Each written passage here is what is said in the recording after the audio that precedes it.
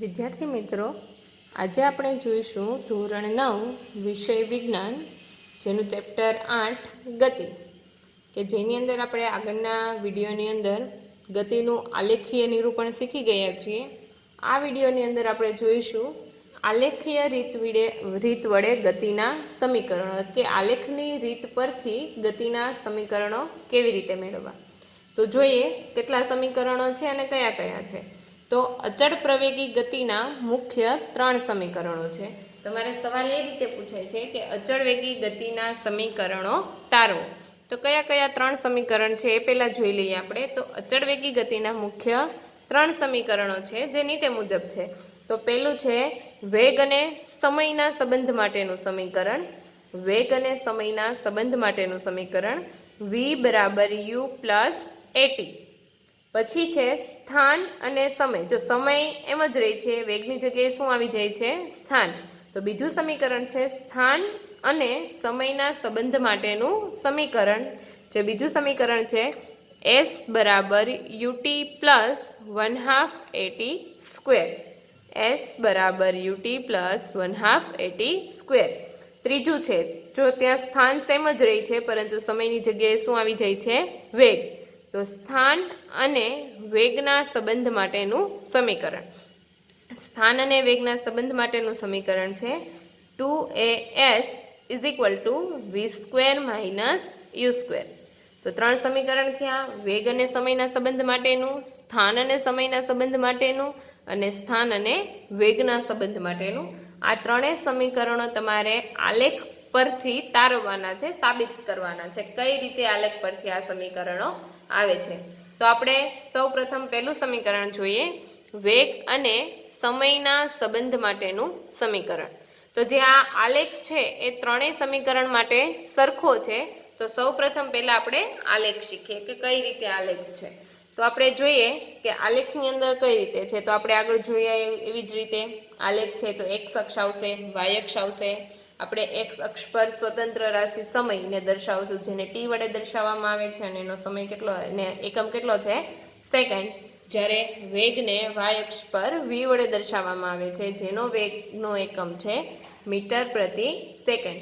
અહીંયા આપણને એક પરિસ્થિતિ આપેલી છે કે કોઈ પણ પદાર્થને તમે ઓબ્ઝર્વેશન કરો છો, નિરીક્ષણ કરો છો.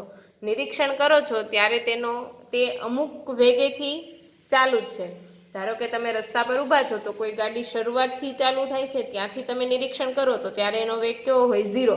પરંતુ રસ્તા પર નીકળતી ગાડી છે એનું તમે નિરીક્ષણ કરો તો એ અમુક વેગેથી ચાલુ જ હોય. એનો 10 હોય, 20 હોય, 30 હોય, એટલો એનો વેગ ચાલુ જ હોય. ધારો કે કોઈ વસ્તુ અહીંયાથી આવી રહી છે, તો તમારે કેમેરાની ફ્રેમમાં તમે જુઓ છો, એ જ્યારે કેમેરામાં પ્રવેશે છે ત્યારે અમુક વેગથી એ ચાલુ જ છે, અને કેમેરાની ફ્રેમની બહાર નીકળી જાય છે. તો જ્યારે પ્રવેશે છે ત્યાં એનો શું થાય છે? પ્રારંભિક વેગ. અને જ્યાંથી એ વસ્તુ બહાર નીકળી જાય છે પછી આપણને દેખાતી બંધ થઈ જાય છે, તો ત્યાં સુધી આપણે એનો શું વેગ લઈશું? અંતિમ વેગ. તો જ્યારે આપણે ઓબ્ઝર્વેશન, નિરીક્ષણ કરવાનું ચાલુ કરીએ છીએ ત્યારે ઓલરેડી એ વસ્તુ કેવી છે? ગતિમાં. એનો વેગ છે, ધારો કે 20 હોય, 30 હોય, 40 હોય, કોઈ પણ એનો વેગ છે.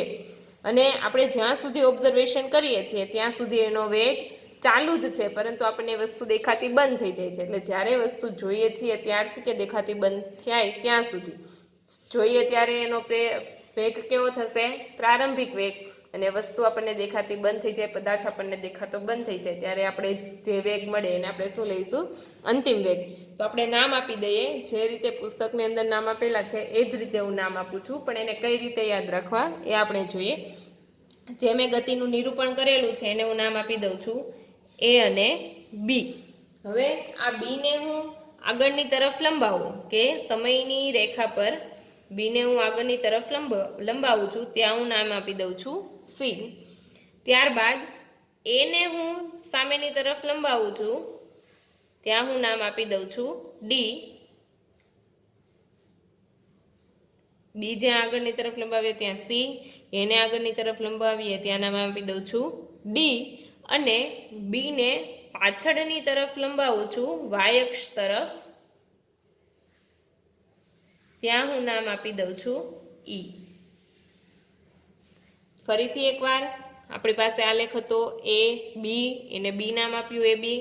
હવે બીને આગળની તરફ લંબાવો સમયની રેખા પર એક્સ અક્ષ પર, તો ત્યાં મેં નામ આપેલું છે સી.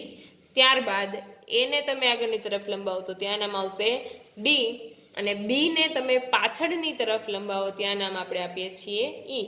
પુસ્તકની જેમ જ નામ આપેલા છે મેં અહીંયા, એટલે તમારે જો પુસ્તકની અંદર જોવું હોય તો તમને કન્ફ્યુઝન ના થાય એટલા માટે. તો આપણને જે આલેખ મળે છે આ આલેખને આપણે શું કહીશું?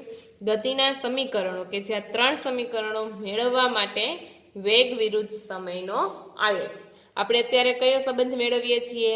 વેગ અને સમયના સંબંધ માટેનું સમીકરણ આપણે મેળવીએ છીએ, જેનો આલેખમાં બધામાં કઈ સિચ્યુએશન આવશે? સેમ, કે વેગ વિરુદ્ધ સમયનો આલેખ. તો આપણને આ આલેખ સમજ પડી ગયો. આલેખ પરથી આપણે કહી શકીએ, આલેખ પરથી કહી શકાય કે કોઈ પણ પદાર્થ ટી બરાબર 0 સમયે, એટલે અહીંયા આપણે સમય 0 લઈએ, એટલે તો ટી બરાબર 0 સમયે તેનો પ્રારંભિક વેગ કેટલો છે? યુ. ટી બરાબર 0 સમયે તેનો પ્રારંભિક વેગ કેટલો થશે? યુ. યુ જેટલા વેગથી ગતિ કરે છે, અને ટી બરાબર ટી સમયમાં, મતલબ આપણે અહીંયા કોઈ 10, 20, 30 નથી લેતા, પણ અહીંયા હું ટી સમય આપી દઉં છું. તો અહીંયા પહોંચે તો આટલો સમયગાળો આપણે શું લઈશું? કે ટી. તો ટી બરાબર ટી જેટલા સમયમાં તે વેગ વધી અને એનો વેગ કેટલો થાય છે? અંતિમ વેગ કેટલો થાય છે? વી જેટલો થાય છે. આને હું નામ આપી દઉં છું અંતિમ વેગ વી જેટલો થાય છે. ફરી એકવાર આલેખ પરથી કહી શકાય કે ટી બરાબર 0 સમય, એટલે તમે જ્યારે ઓબ્ઝર્વેશન કરવાનું શરૂ કરો છો ત્યારે 0 સેકન્ડ એનો પ્રારંભિક વેગ કેટલો છે? યુ જેટલો.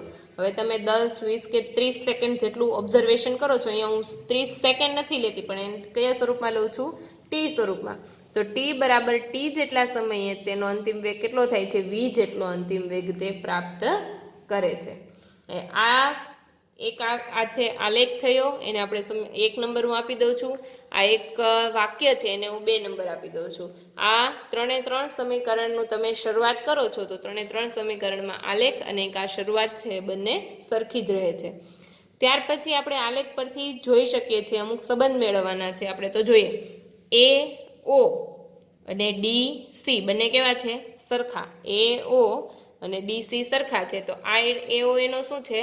પ્રારંભિક વેગ, એટલે એને હું શેના વડે દર્શાવું છું? યુ વડે.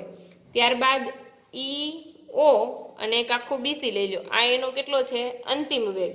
તો એ બંનેનું મૂલ્ય સરખું છે. કેટલું છે? વી જેટલું.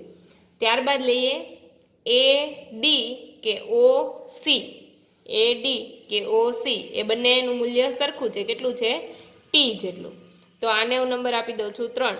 તો આ ત્રણેય સંબંધ તમારે ત્રણેય સમીકરણની અંદર બદલતા નથી. કોઈ પણ આ 3 સમીકરણ તમે લખવાની શરૂઆત કરશો તો આલેખ, આ જે વાક્ય છે એ અને આ સંબંધ એ બદલતા નથી. એટલે ત્રણેય સમીકરણની અંદર આ સમાન જ આવશે. અને આ 3 સમીકરણ સાબિત કરવાના છે એ તમને એક્ઝામની અંદર મોસ્ટ આઈએમપી તરીકે 3 કે 4 માર્ક્સની અંદર પૂછાય છે. તો હવે આપણે ફર્સ્ટ સમીકરણ છે એને સાબિત કરીએ. તો આલેખ પરથી કહી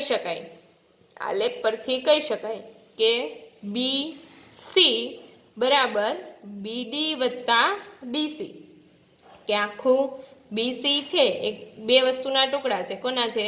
બીડી અને ડીસીના 2 ટુકડા છે. તો આપણે કહી શકાય કે બીસી બરાબર બીડી પ્લસ ડીસી. હવે આપણે ઉપર જોઈએ કે આમાંથી કોઈની કિંમત આપણને ઉપર મળે છે કે નહીં. તો બીસીની કિંમત ઉપર આપેલી છે. તો હા, બીસી બરાબર કેટલા લખેલા છે? વી. તો અહીંયા આપણે લખશું બીસી બરાબર વી. ત્યારબાદ બીડીની કિંમત આપેલી છે? તો આપેલી નથી, તો બીડીની કિંમત આપણે મેળવવી પડશે. આગળ જોઈએ ડીસીની કિંમત આપેલી છે? તો હા, તો ડીસી બરાબર કેટલા આપેલા છે આપણને? યુ. તો અહીંયા આપણને સમીકરણ મળે છે વી બરાબર બીડી પ્લસ યુ. હવે આપણે જાણીએ છીએ કે આપણે એક સૂત્ર આગળ શીખી ગયા. આપણે જાણીએ છીએ કે વેગનું સૂત્ર આપણને ખબર છે. પ્રવેગ બરાબર વેગમાં થતો ફેરફાર છેદમાં સમય. આપણે આગળ સૂત્ર શીખી ગયા જેને સંજ્ઞામાં a = v/t કે વેગ પ્રવેગ છે, પ્રવેગ બરાબર વેગમાં થતો ફેરફાર છેદમાં સમય. તો આપણે જોઈએ અહીંયા પ્રવેગને હું એ નામ આપું છું, વેગમાં થતો ફેરફાર, વેગમાં એટલે કે u થી v સુધી કેટલો ફેરફાર થાય છે, bd જેટલો.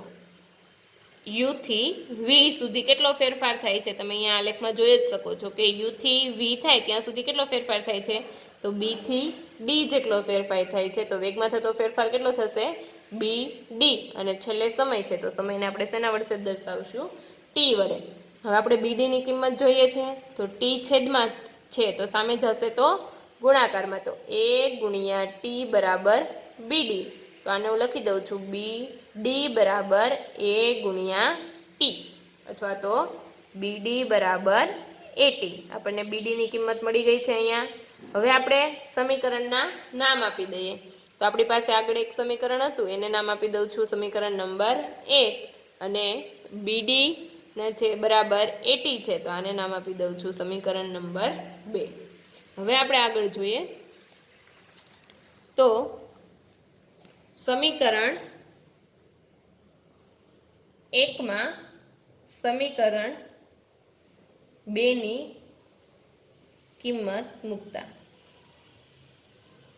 તો સમીકરણ 1 પહેલા જોઈ લઈએ આપણી પાસે કયું છે. તો સમીકરણ 1 કયું છે, v = bd + u.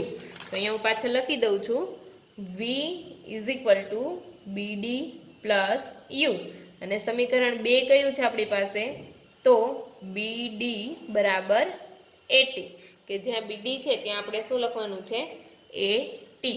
તો હું bd ની કિંમત મૂકી દઉં છું at + u. આપણને આવું સમીકરણ મળે છે v = at + u. તો આપણે છેલ્લું સમીકરણ જે આપણે મેળવવાનું છે એ સમીકરણ આપણને આને ઓર્ડરમાં ગોઠવી દઈએ તો કઈ રીતે મળશે, v = u + at. તો આપણને જે આ સમીકરણ મળે છે એ સમીકરણ કયું છે, તો વેગ અને સમયના, અને 3 નામ આપી દઉં છું, સમયના સંબંધ માટેનું સમીકરણ છે. આ જે સમીકરણ છે કયું સમીકરણ મળ્યું આપણને, વેગ અને સમયના સંબંધ માટેનું સમીકરણ. તો તમે એક વખત આનું વિડીયો જોઈ અને પ્રેક્ટિસ કરશો તો તમને જરૂરથી આ સમીકરણ આવડી જશે. અગર નથી આવડતું તમને આ સમીકરણ તો તમે કમેન્ટ બોક્સમાં કમેન્ટ કરીને મને પૂછી શકો છો. Thank you.